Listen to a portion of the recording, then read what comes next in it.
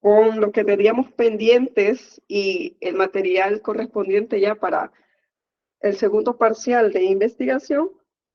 Estamos en el punto de la recolección de datos numéricos, la crítica y el ordenamiento de los datos. Permítanme. Recolección de los datos. En el punto del proceso de investigación, como anteriormente en el ciclo 1 lo veíamos, es un proceso que va a tener dos grandes momentos, sean estos el proceso de la planeación de la investigación y la ejecución de la investigación. Ya estuvimos viendo todo el proceso del proyecto de investigación, cómo se iba a hacer para poder planear cómo realizar la investigación. Ahora estamos en el punto ya de la ejecución de la investigación. En la última clase que tuvimos estábamos viendo en el caso de las variables, ¿verdad? De cómo estas intervienen en el hecho del fenómeno en sí que el investigador ha decidido en este caso abordar. Y ahora vamos a ver cómo debemos de recolectar esos datos. Y una vez recolectados, ¿qué vamos a hacer con ellos?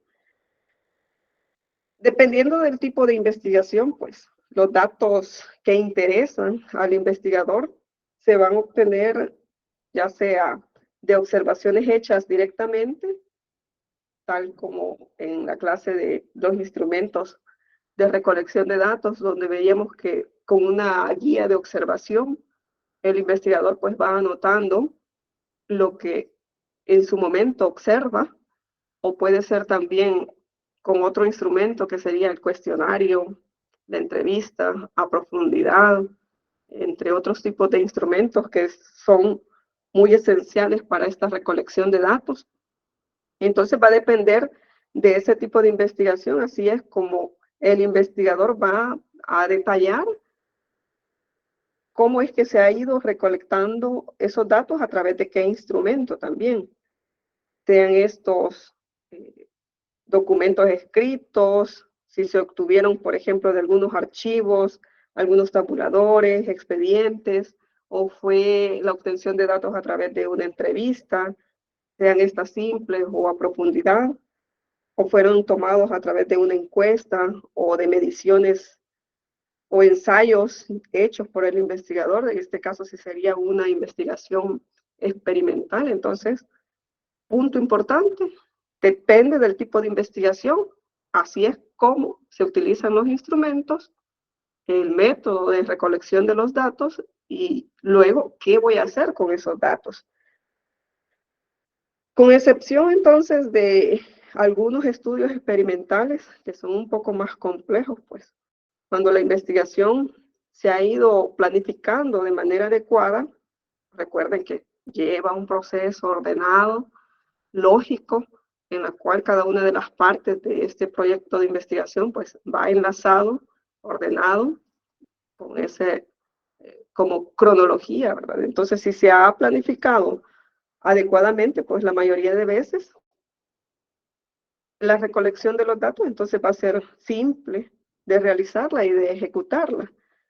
Pero, muy a pesar de que se ha seguido ese orden lógico, el investigador debe apegarse a los procedimientos en los cuales ha planteado en ese proyecto de investigación para poder obtener los datos que interesan una vez ejecutada ya la investigación. Si se sigue entonces tal cual los pasos como se habían planeado y como se había consignado en el proyecto de investigación, entonces no va a haber mayor dificultad al momento de la ejecución de esta investigación y obtener esos datos para poder seguir con el siguiente proceso, en el cual ese va a ser el análisis, en este caso crítica y ordenamiento de los datos para posteriormente hacer ese análisis. Por ejemplo, también el investigador puede tener un riesgo de que los datos obtenidos no se puedan interpretar, pero esto puede ser a raíz de que si no se ha realizado una investigación de manera sistemática o de manera metódica, como se había programado o planteado en ese proyecto de investigación. Por lo tanto, es fundamental que en esta fase de la recolección de los datos, pues, se esté ejecutando tal cual se había planteado en el proyecto de investigación. Y como lo dice la literatura, en este punto de la recolección de los datos, es mejor pecar por exceso de información y no pecar por escasez de información. Porque de esta información podemos, si hay en el hecho de que tenga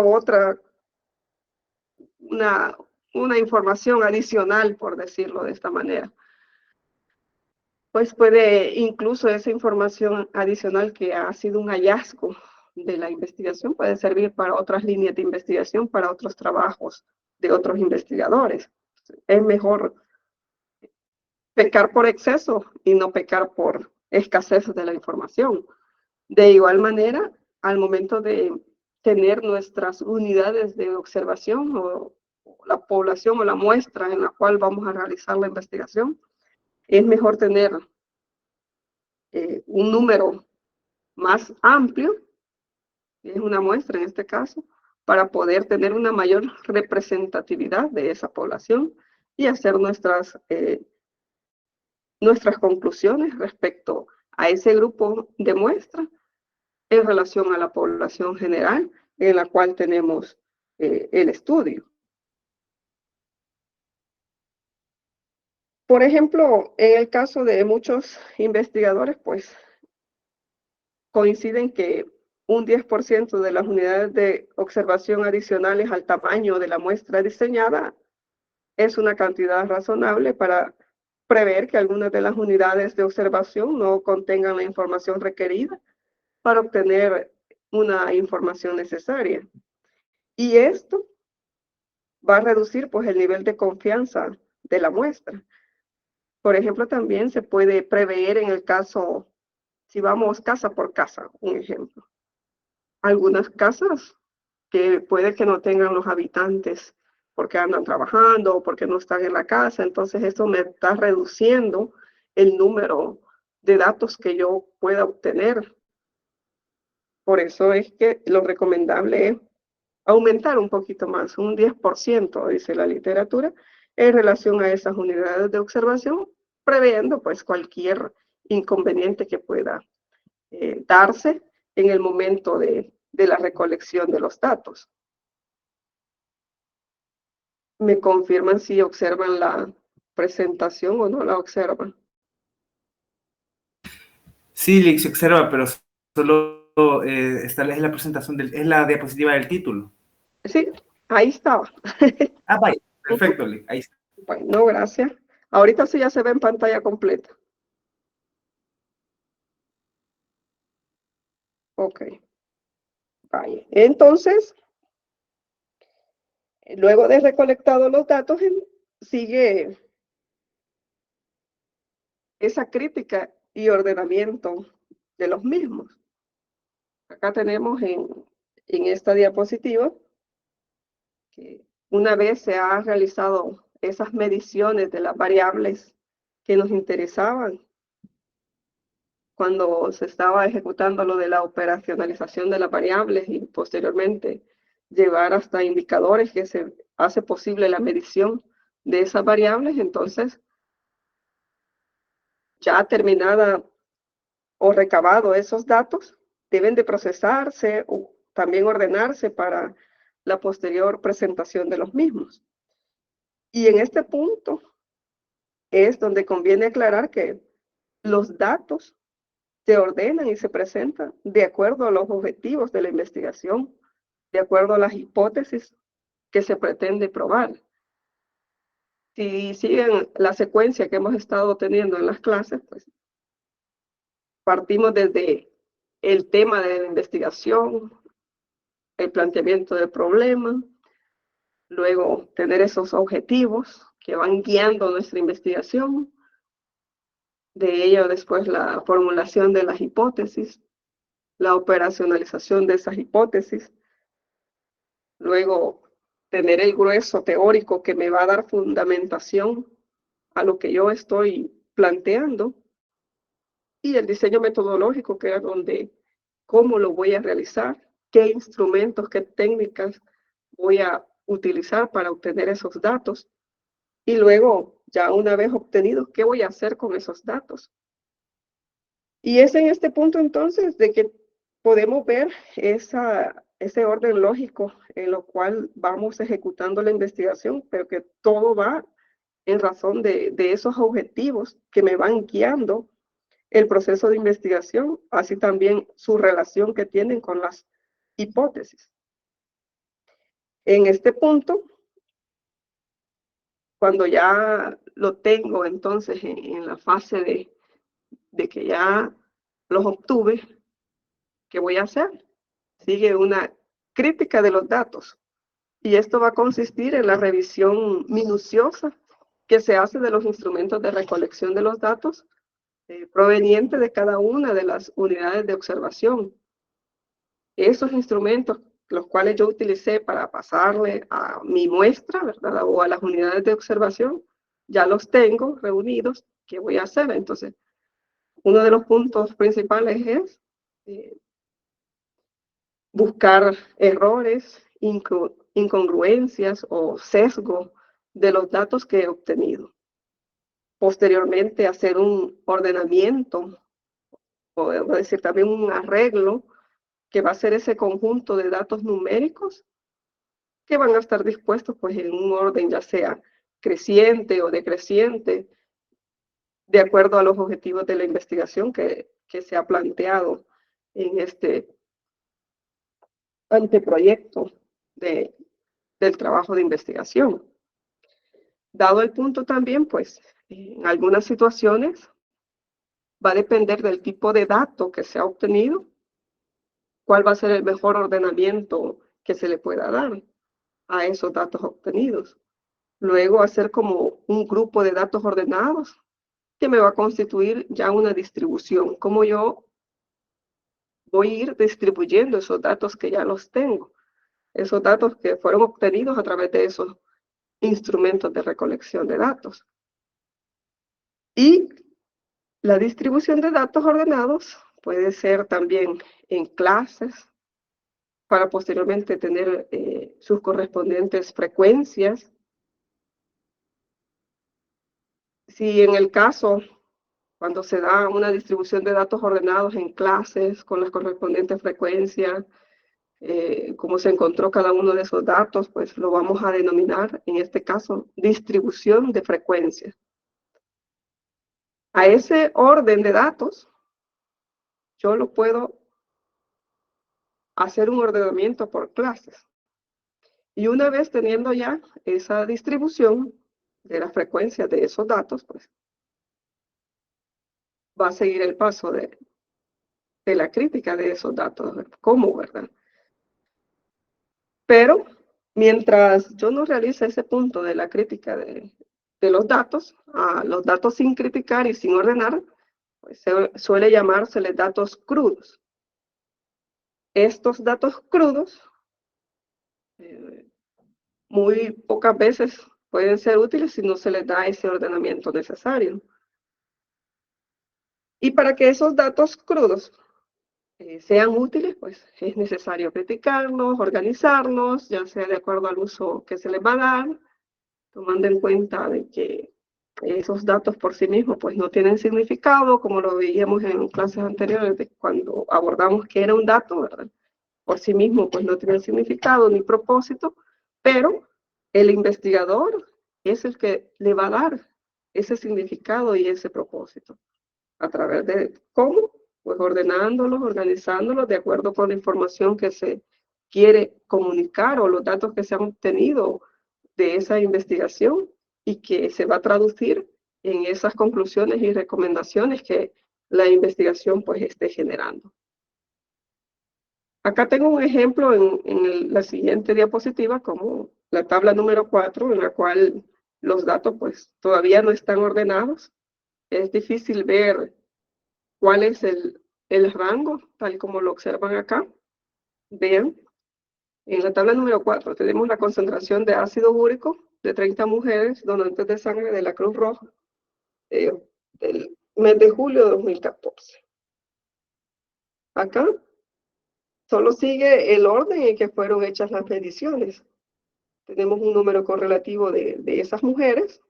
Por ejemplo, sería la mujer 1, 2, 3, 4, 5 hasta el 10. ¿Y cuáles fueron las concentraciones obtenidas de estas? Si ustedes observan, no están ordenadas. Tenemos el siguiente número correlativo hasta llegar a la medición, bueno, hasta la mujer número 30, digámoslo, y su correspondiente medición. Entonces, ¿qué pasa? En este punto, pues, si vemos, se hace poco difícil visualizar cuál va a ser ese límite inferior, límite superior, y a esto serían llamados esos datos cruz. Acá vemos, hay diferentes concentraciones, algunos de menor cantidad, mayor cantidad, y como investigador, pues si no los ordeno, se me hace difícil establecer un límite superior y un límite inferior. Una vez ordenado, ya en esta tabla número 5, es la misma información, pero ya son reordenados, pero en orden creciente de concentración. Acá tenemos, vean, la concentración desde el 2.1 miligramos por decilitro hasta el 6.0 miligramos por decilitro. Si ustedes observan, ya están en orden creciente y se me hace muy fácil establecer un límite inferior y un límite superior.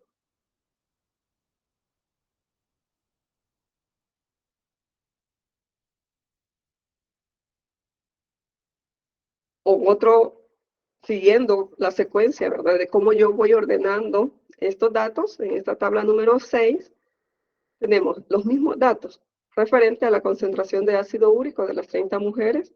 Tenemos acá, pero ya están ordenados por número de clases. Tenemos en la clase número 1, establecemos un rango en la cual la concentración de ácido úrico que va de 2.1 a 3.0 miligramos por decilitro. Entre los datos que teníamos acá, ¿cuál fue la frecuencia de ese rango? De 2.1 a 3.0. ¿Cuántos? Que sería, en el caso, 6 mujeres se encontraban dentro de este número de clases o dentro de este rango, ¿verdad? Ya si se le saca la frecuencia relativa, porcentual, la frecuencia absoluta acumulada y la frecuencia relativa acumulada. Luego, en la siguiente clase, vamos del 3.1 al 4.0. ¿Cuál fue la frecuencia absoluta? Su frecuencia porcentual, la acumulada y la relativa acumulada. En la siguiente clase, que va de 4.1 a 5.0 miligramos por decilitro, la frecuencia fue 10, su frecuencia porcentual, relativa porcentual, absoluta acumulada y la relativa acumulada. Y en la última clase, que sería de un rango del 5.1 a 6.0 miligramos por decilitro, la frecuencia de este rango, la frecuencia relativa porcentual, y de tal manera, pues acá ya se le va dando como una mejor visualización de estos datos. Si ven, estábamos hablando de límite superior, límite inferior, ¿verdad? El número de clases también. Entonces, se hace necesario definir esos términos, en donde vamos a definir el rango como la diferencia que existe entre el valor más alto, o el límite superior, y el valor más bajo, o límite inferior, observado o medido de la variable en estudio en todo el conjunto de datos.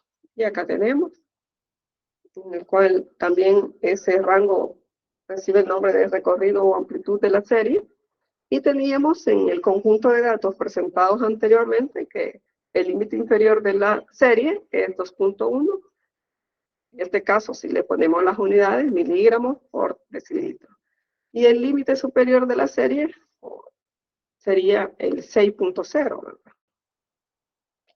Entonces, en este caso, el rango va a ser esa relación que va a estar acá, o la diferencia, perdón, entre el límite superior y el límite inferior. Acá lo tenemos, 6 menos 2.1. Entonces, el rango es de 3.9.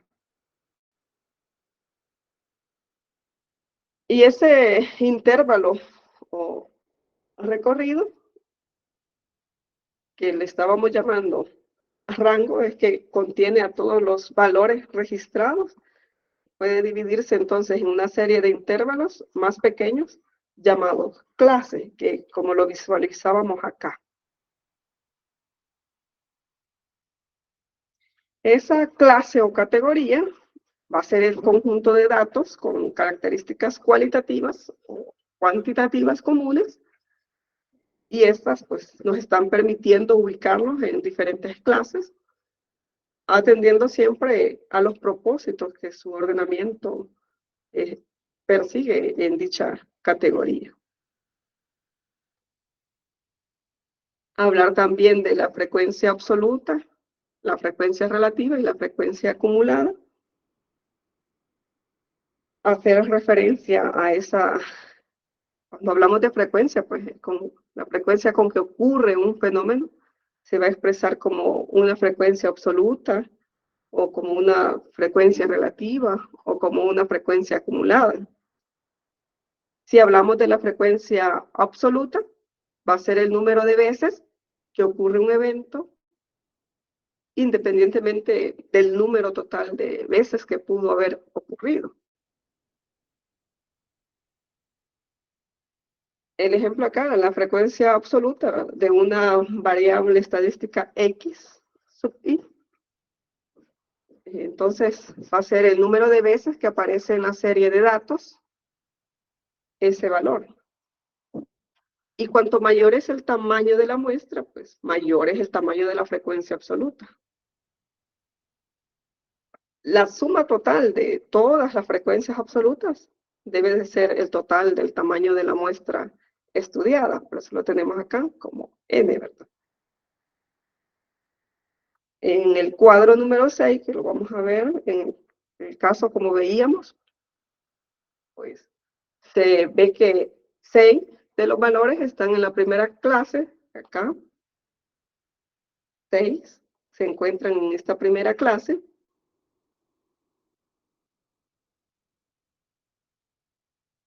Y es decir, entonces, que la frecuencia absoluta con que se dio un valor entre el 2.1 y el 3.0 miligramos por decilitro fue de 6.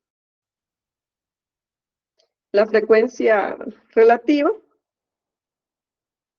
va a expresar la proporción que la frecuencia absoluta representa con relación a la totalidad de observaciones o mediciones hechas. Se puede decir entonces que la frecuencia relativa es el cociente que resulta de dividir la frecuencia absoluta de un valor entre el total de mediciones, es decir, entre el tamaño de la muestra.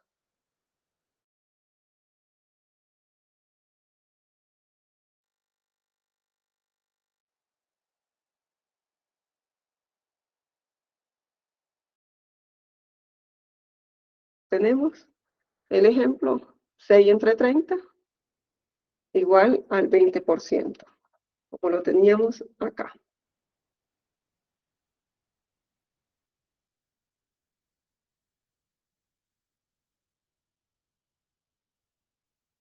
Hablar también sobre las proporciones.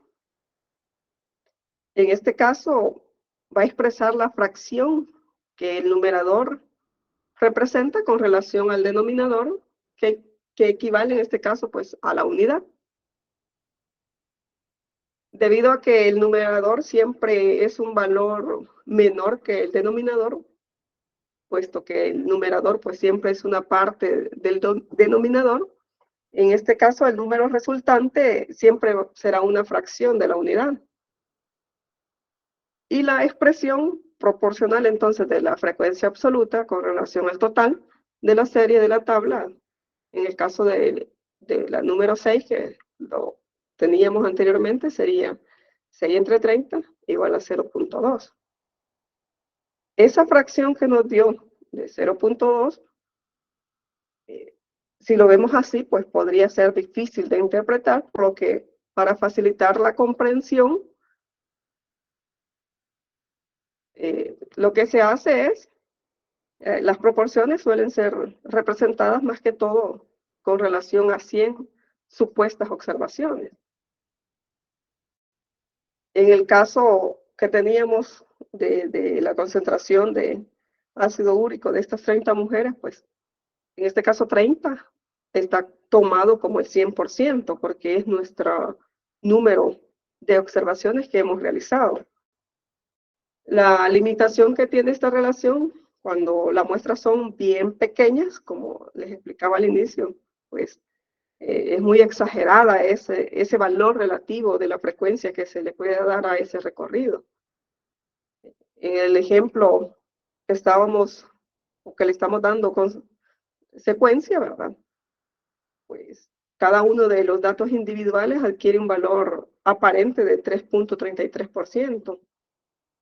Y lo que obviamente pues no se corresponde con la verdad, por eso es que entre la muestra sea pequeña, puede haber incluso más rango de errores. Por eso es que se recomienda de que pueda haber un límite más grande en cuanto a las observaciones que se pueden realizar en esa determinada muestra, que me hace una representatividad de la población que yo tengo en estudio. La frecuencia acumulada, tanto las frecuencias absolutas como las frecuencias relativas, pues pueden presentarse como una frecuencia acumulada a menos d o a más d. Lo que comúnmente pues, se utiliza la frecuencia acumulada es a menos d. Tal es el caso como puede verse en el cuadro 6 que teníamos anteriormente en la clase número 2. Acá. Se va acumulando esa frecuencia a tal punto de que llegamos al 100%. Tenemos acá. Se ha acumulado la frecuencia absoluta de la primera y la segunda clase, es decir, ahí vamos acumulando 6 más 9, 15 y así sucesivamente.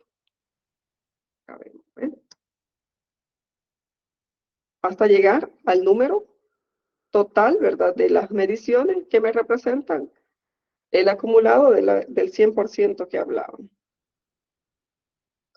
Ya cuando es relativo.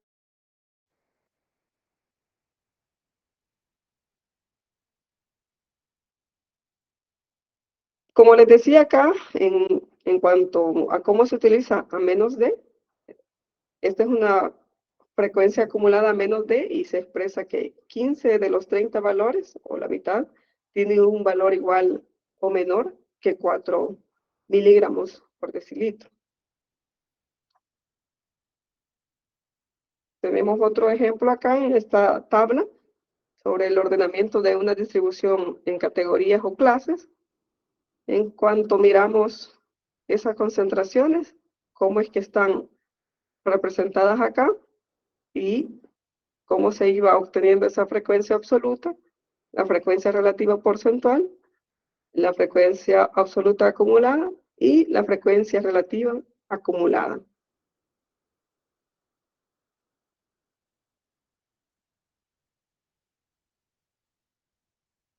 Continuando, en el caso de los límites,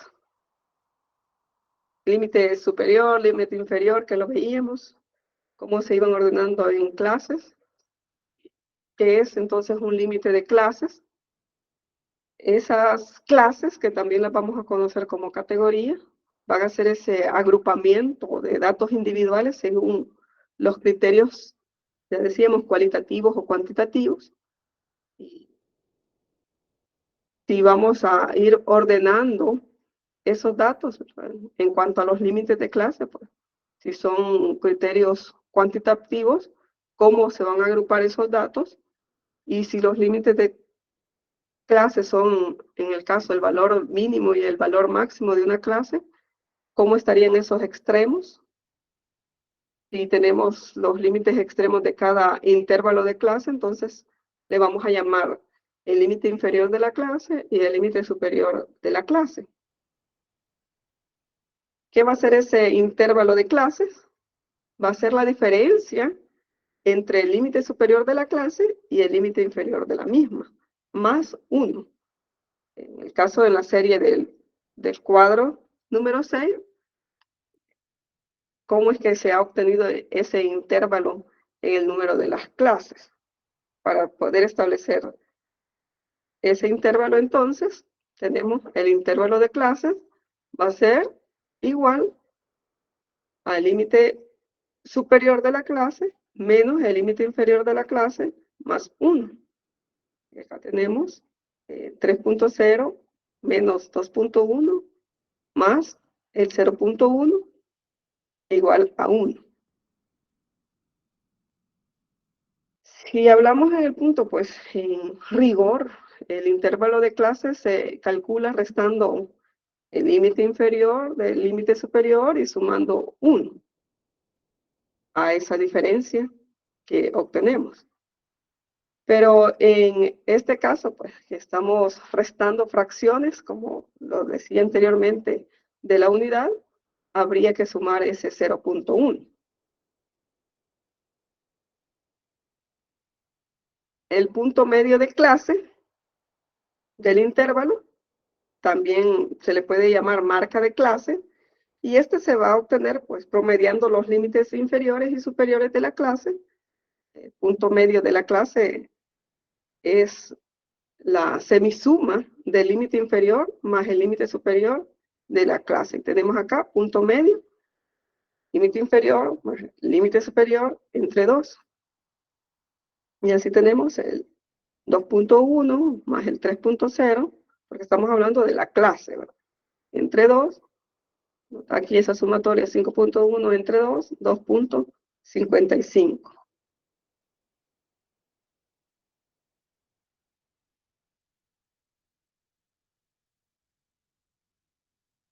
Si, dado el caso, se determina el número de datos individuales que pertenecen a cada clase, pues a esto se le va a obtener la frecuencia de clase. Y en el punto de que una distribución de frecuencia va a depender la naturaleza de la variable y de los objetivos de la investigación, cómo es que se van a organizar. Esto queda, pues, a discreción del investigador, al igual que en el número de clases que sirva para tales propósitos, para obtener esa información de tal manera ordenada que me sea más fácil de hacer ese análisis de los datos y posteriormente, pues, presentarlos y dar mis conclusiones y recomendaciones. Sin embargo, siempre es conveniente, pues, señalar que no deben ser muchas ni muy pocas en el caso de esa distribución de la frecuencia. Cuando hablamos del número de clases, por ejemplo, de 4 a 6 clases, se considera que es un número adecuado para una buena cantidad de casos concretos.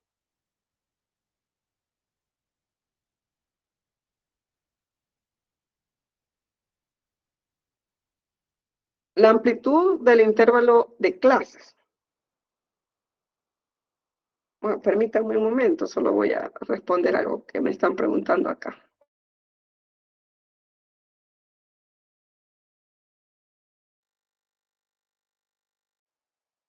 Sobre la amplitud del intervalo de clases, está representado como IC. Este va a estar dado por el cociente de dividir el recorrido entre el número de clases. acá tenemos el ejemplo con base a los datos del cuadro número 5, cuyo rango iba de 3.9 miligramos por decilitro, calcular la amplitud del intervalo de clases. Acá tenemos la amplitud del intervalo de clase, va a ser igual al recorrido entre el número de clases. Tenemos 3.9 entre 4, entonces la amplitud del intervalo de clase es de 0.975 en este caso.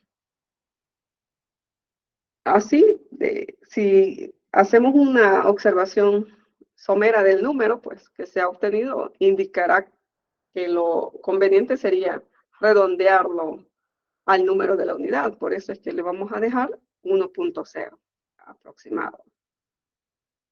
Siempre en la práctica pues, va a ser más conveniente reordenar hacia un número mayor. No trabajarlo de esta manera, sino que al número mayor cercano a la unidad.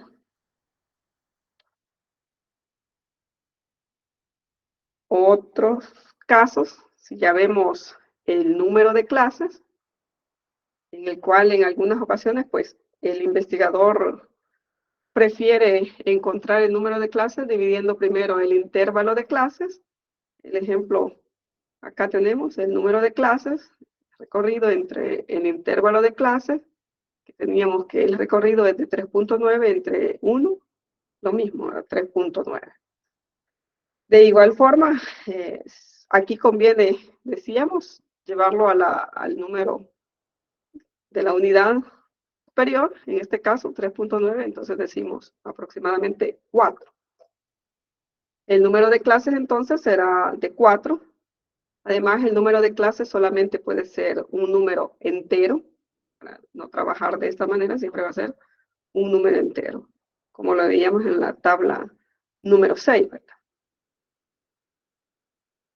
Ya al momento de estar elaborando las tablas o los cuadros que van a contener esa información, siempre va a ser importante recordar que las clases deben de ser exhaustivas y mutuamente excluyentes a efecto de asegurar la exhaustividad que éstas tengan pues, de esa serie de datos y el redondeo se hace hacia el número entero inmediatamente superior para poder asegurar esos puntos que decíamos, que deben de ser exhaustivas y mutuamente excluyentes.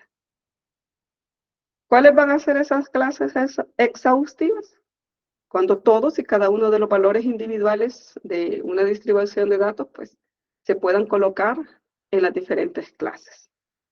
Tenemos un cierto número de datos, estos deben de ser ordenados de tal manera que quedan distribuidos en ese número de clases, pero que todos y cada uno de ellos pues, puedan ser incluidos en esas clases que se han registrado en esos cuadros. ¿Y qué son las clases mutuamente excluyentes? Cuando cada uno de los valores individuales únicamente se puede ubicar en una sola clase. Cuando se dice eso, pues en la medida de lo posible conviene que las clases tengan la misma amplitud. Pero también en algunos casos particulares, pues por la naturaleza de los datos o por el propósito específico que tiene la información que contienen las tablas, podría incluso resultar más conveniente utilizar diferentes amplitudes de clases. Un ejemplo sería la información demográfica se va a estructurar en grupos de edades convencionalmente aceptados y utilizados por la mayoría de países del mundo, según se representan los diferentes problemas de salud en cada una de las poblaciones, dependiendo de la edad y el género al cual pertenecen. Entonces, de esa manera, cuando se define esa naturaleza o propósito específico, pues no necesariamente se puede seguir lo que estábamos hablando de tener ese rango en el cual se iban colocando cada uno de los datos que se han presentado. Acá tenemos otro ejemplo en esta tabla número 8 con respecto a la distribución de la población de El Salvador en el año 2007, pero aquí están agrupados por sexo y grupo de edad. Tenemos acá las diferentes rangos, ¿verdad? Que va de 0 a 4 años, cuántos hombres hay, cuántas mujeres y cuál es el total. Tenemos, vean, acá cómo es que se va distribuyendo, ¿verdad? Es más amplio en cuanto a los años que van abarcando en cada una de esas clases, vean. De 5 a 14, de 15 a 24, hay una mayor amplitud, de 25 a 64, de 65 a más, pero esto va a depender, como decíamos, de ciertas distribuciones o comportamientos que puedan tener las variables que nosotros estamos investigando y el propósito por el cual se está realizando la investigación. Estos datos han sido tomados según el Censo de Población del año 2007.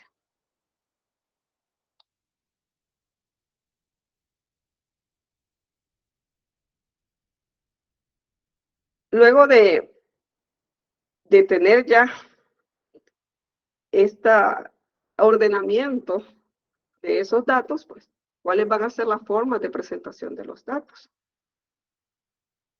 En el caso, pueden ser distribuciones de frecuencia. En cuanto a la investigación, existen diferentes formas alternativas de presentar los resultados del estudio, pero las tres formas básicas de presentación de los datos va a ser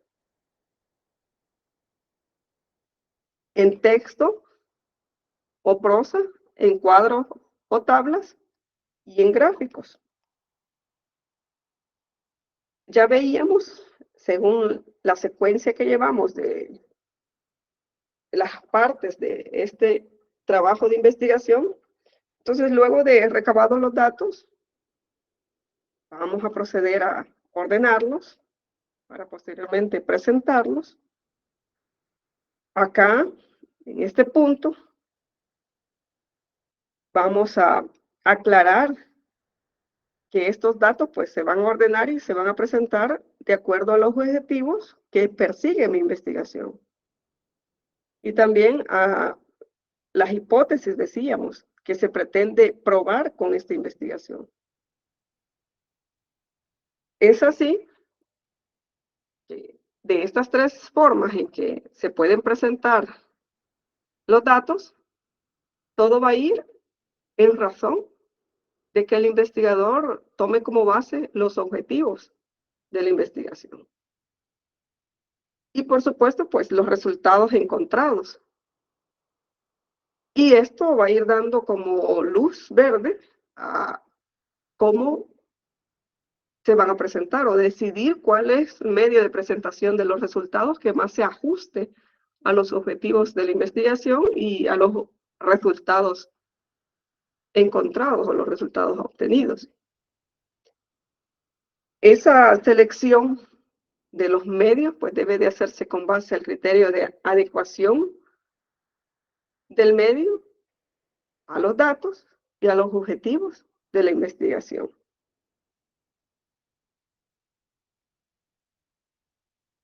También puedo decir, es importante señalar que la presentación en tablas y gráficos estadísticos pues debe de satisfacer las normas establecidas para la elaboración de los mismos. Y para esto pues se recomienda auxiliarse de la bibliografía adecuada de cómo hacer esa presentación. Tenemos acá el investigador entonces que presenta los resultados de su investigación no debe de perder de vista que su trabajo lo van a leer otras personas.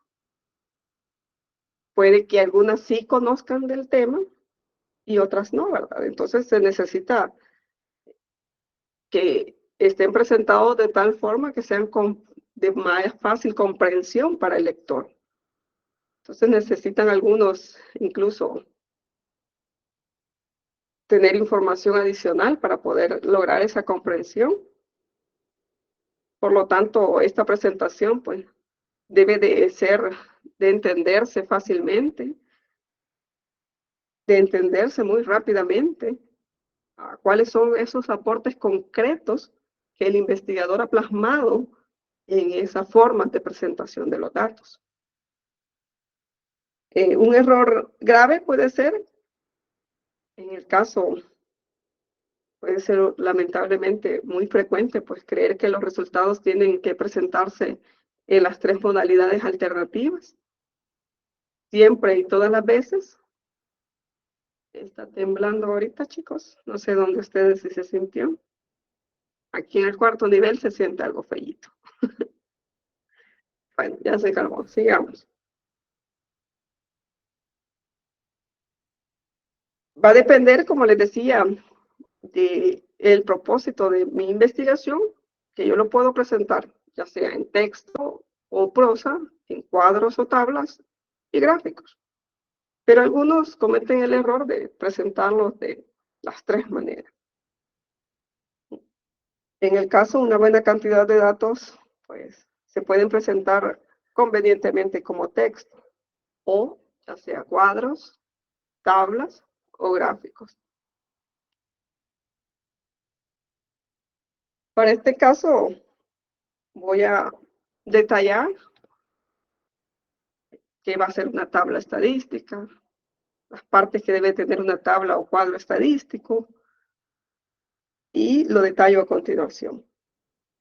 Una tabla estadística va a ser esa recopilación de datos, generalmente numéricos, organizados, y que son de fácil interpretación, de las cuales el investigador pues se va a valer de ellas para resumir los resultados obtenidos en esa investigación.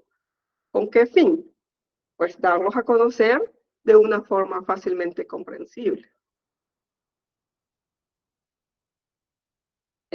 Permítanme un momento, chicos, que como soy la encargada de piso cuando tiembla, solo quiero ver cómo está el pasillo, porque escucho bullita ahí, no voy a hacer, permítanme.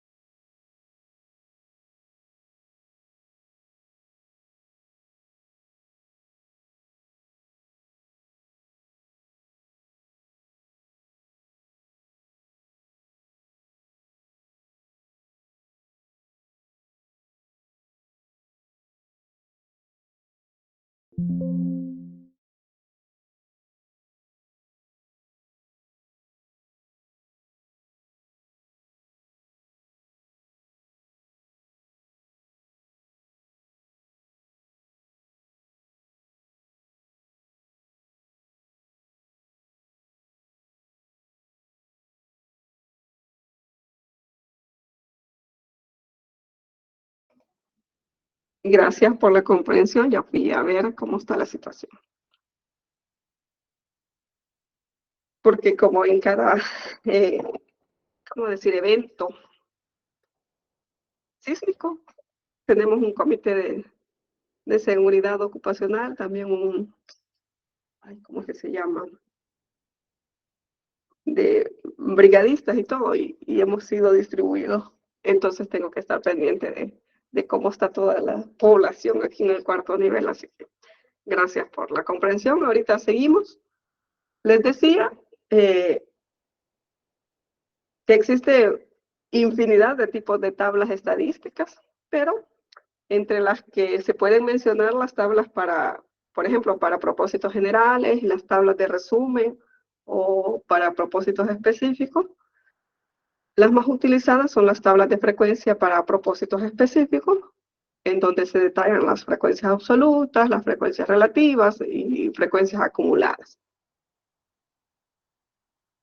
Por definición, se considera de que estas tablas pues, son autoexplicativas y llevan un número de identificación arriba del título, además de las partes que se va a señalar en la tabla número 7. Vemos acá, vean, tenemos, como lo dice, en este caso, el número de la tabla número 7, va a tener el título, distribución de la concentración de ácido úrico por sexo en pacientes de la consulta externa del Hospital Rosales, atendidos en julio de 2003. Tiene también un encabezado de columnas. Estas son las columnas. Tenemos concentración de ácido úrico en miligramos por decilitro, mujeres, hombres y total. Y tenemos la columna matriz, en la cual va a estar contenido esos rangos o esas clases, esos intervalos en los cuales también tenemos las diferentes frecuencias.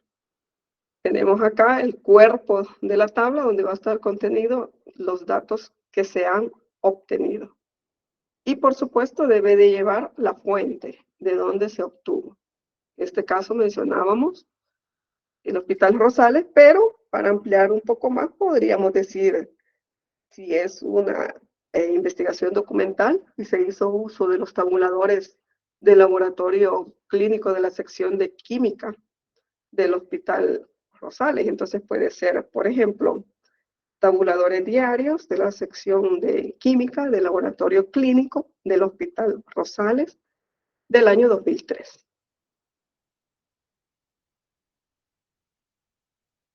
Como lo dice acá, ya he explicado nuevamente, pues las partes de una tabla o cuadro estadístico, podemos identificar en el caso 6 partes importantes, que cada una de ellas pues tiene un propósito definido. Acá tenemos el número de identificación, que este nos va a servir para facilitar seguir una secuencia en la lectura del informe. Podemos presentar desde la tabla 1, 2, 3. Entonces, seguir esa secuencia. El título, que en este caso pues aporta la información acerca de qué son los datos que se van a presentar y cómo están ordenados, cuándo y dónde se obtuvieron. Tenemos también la columna matriz, que va a ser esa columna que veíamos al lado izquierdo, acá, y la cual define el tipo de datos y la forma en que están ordenados.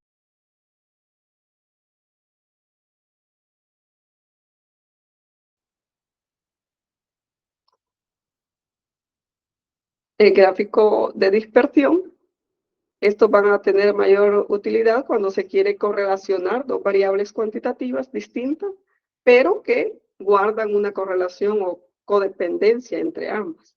Tenemos acá, por ejemplo, el gráfico número 4, en cuanto a la correlación de peso y concentración de colesterol en donantes de la Facultad de Medicina en 2015.